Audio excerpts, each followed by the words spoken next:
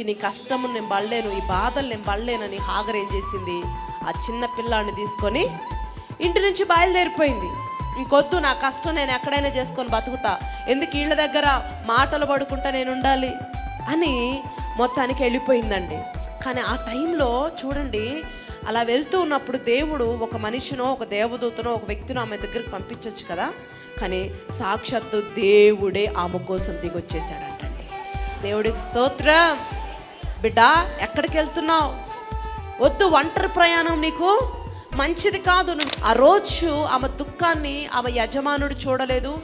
అన్ని రోజులు అంత నమ్మకంగా పనిచేసిన యజమానురాలు చూడలేదు ఆమె ఎంత బాధపడుతుందోనని. తన తోటి వారు పని దగ్గర ఉంటారు కదా, వాళ్ళు పట్టించుకోలేదు. కానీ ఆ రోజు ఆమె దుఃఖాన్ని నా దేవుడు కనుగొన్నాడంటే. దేవుడికి స్తోత్రం, హల్లెలూయా. నీ వైపు దేవుడు తేరి చూస్తున్నాడు ఈరోజు. ఆమేన్.